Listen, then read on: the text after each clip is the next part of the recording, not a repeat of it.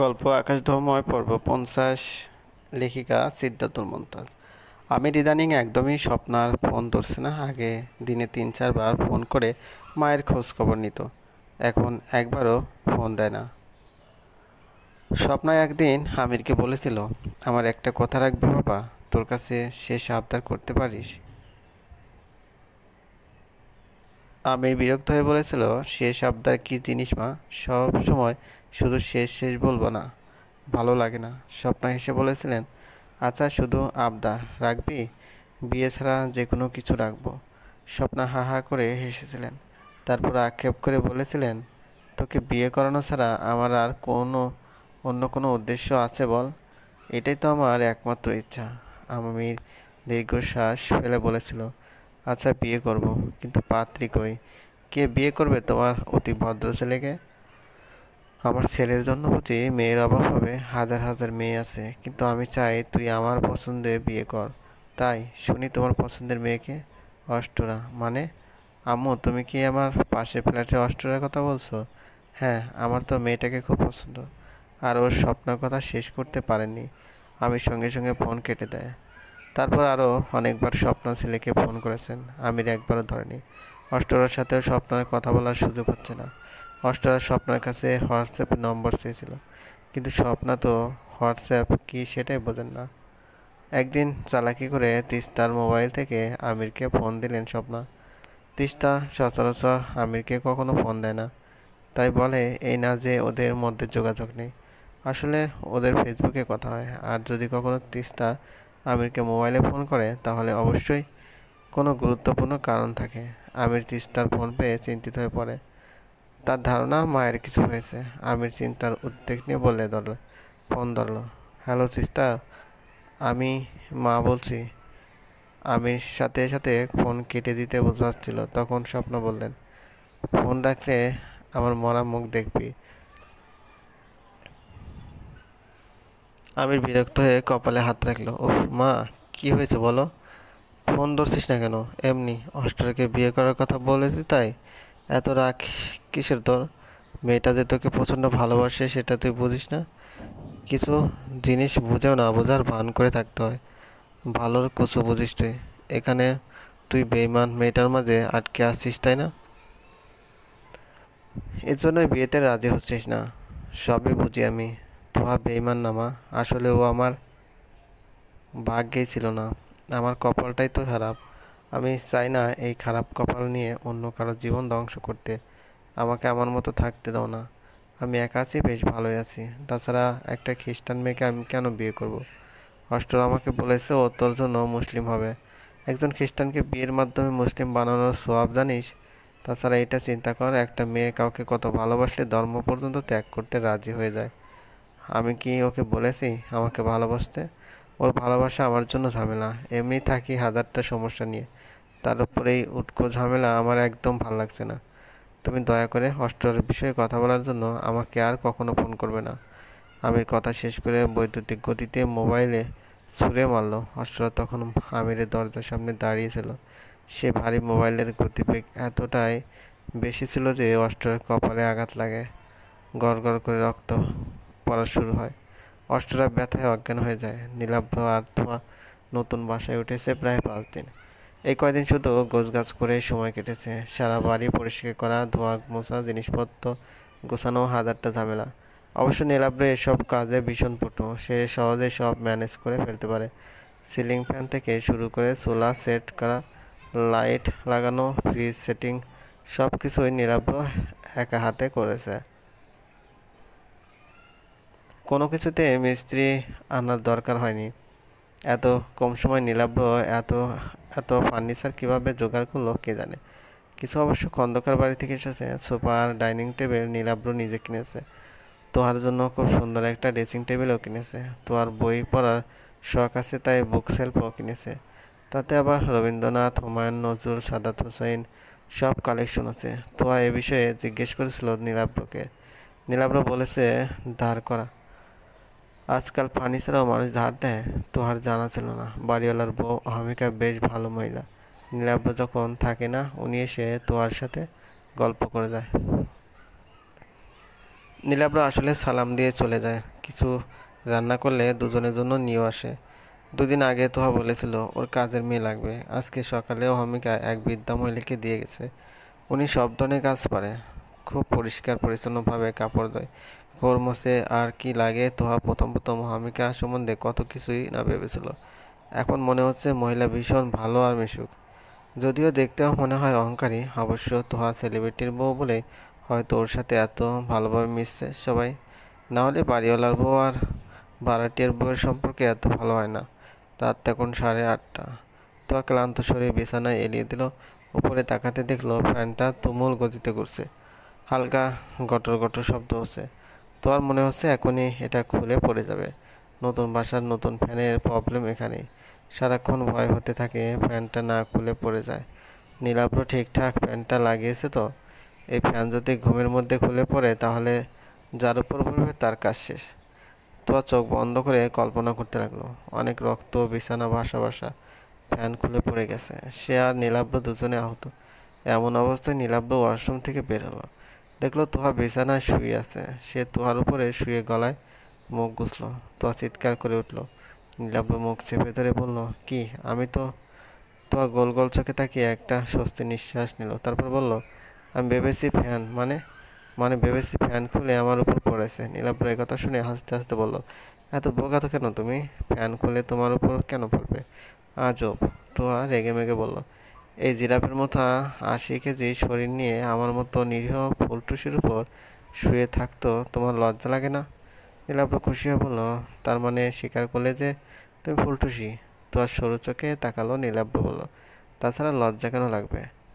তুমি তো আমার আপন স্ত্রী। আপন স্ত্রী মানে স্ত্রী আবার পর হয় নাকি? হয়। কিভাবে? যেমন ওই ভাবি। তোয়া বিস্ফোরিত চোখে বলল, ওই ভাবি তোমার স্ত্রী? পর স্ত্রী।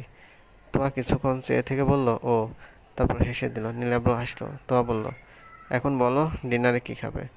যে কোনো কিছু চলবে, তবে ঝাল হলে ভালো হয়। ঝাল কেন?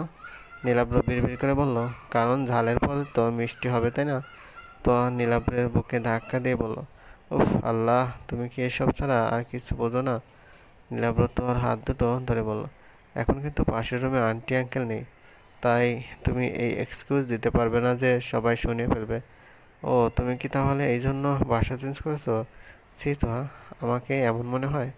আমি তো এমনি বললাম। আচ্ছা বুঝেছি, এখন সরো, গোসল করবো। এত রাতে ঠান্ডা লাগবে তো বলতেছি। সারাদিন অনেক কাজ করেছি, গোসল না করলে মরে যাব।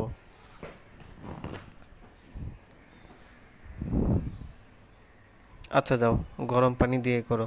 আচ্ছা। ডিনারের পর তোহা আর নীলাব্র একসাথে যখন শুয়েছিল, তোহা নীলাব্রের বুকে মাথা রেখে বলল, শোনো, আজকে মাকে ফোন করেছিলাম, নতুন বাসায় আসতে বলেছি। কবে আসবে?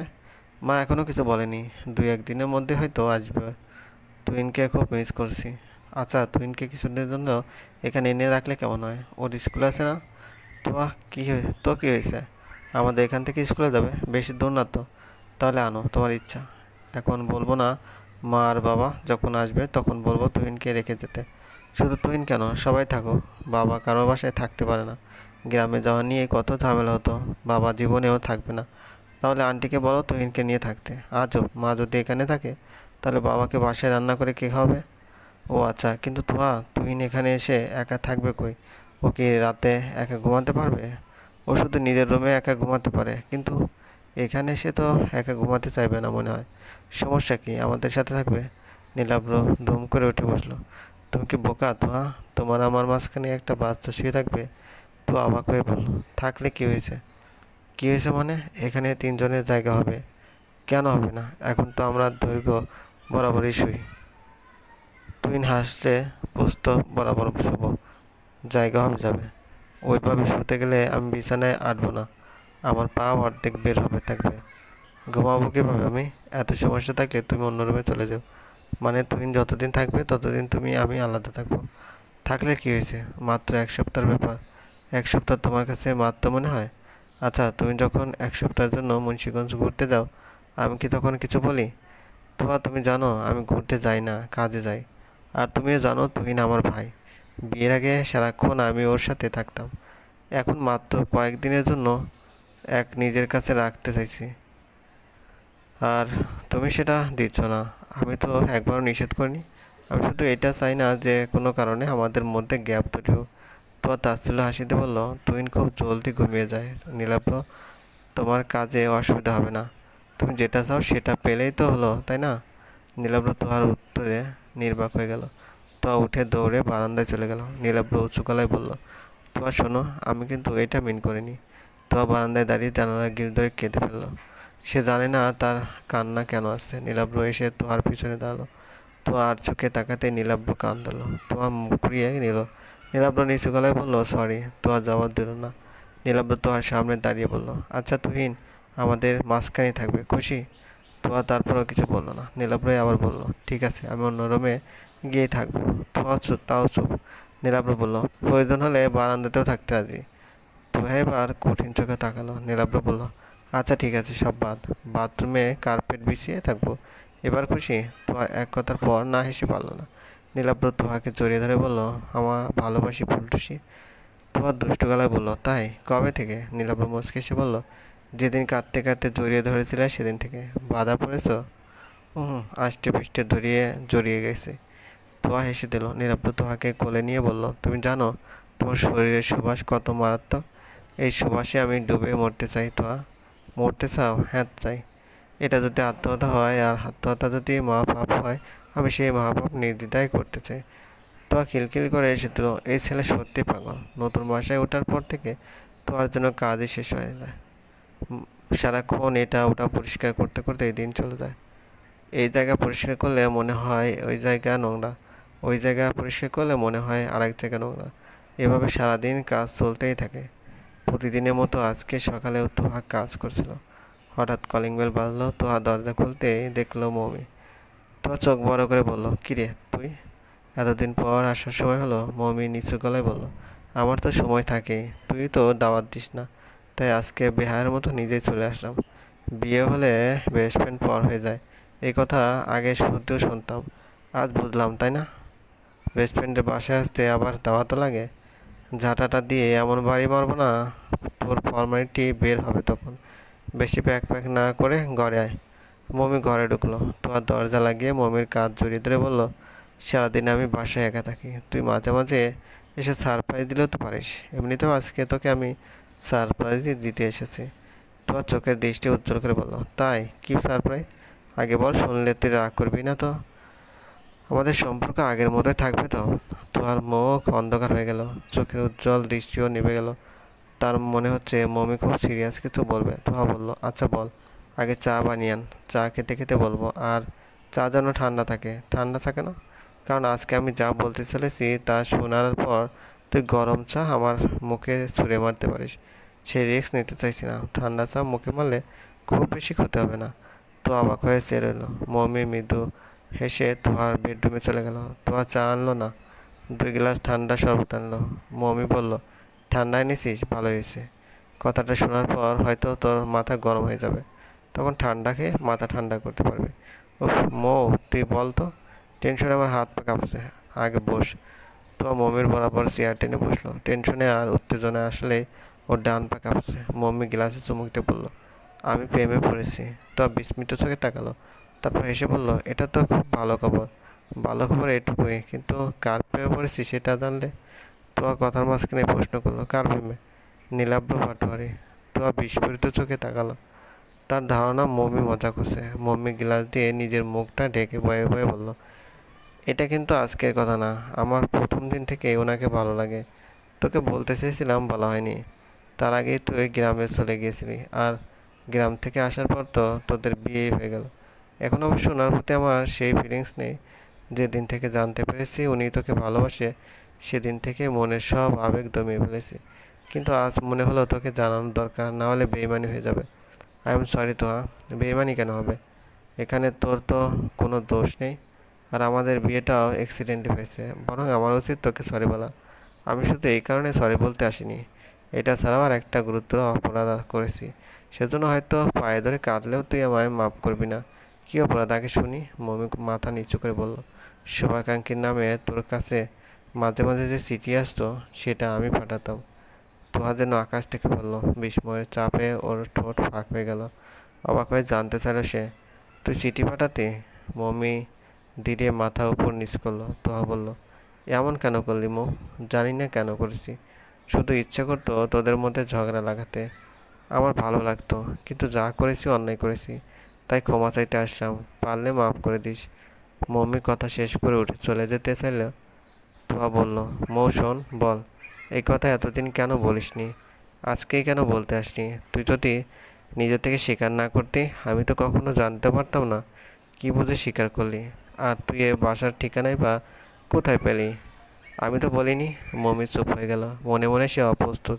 এত প্রশ্নের উত্তর সে কীভাবে দেবে? নীলাব্র তো ওকে এত কিছু শিখিয়ে দেয়নি। চলবে।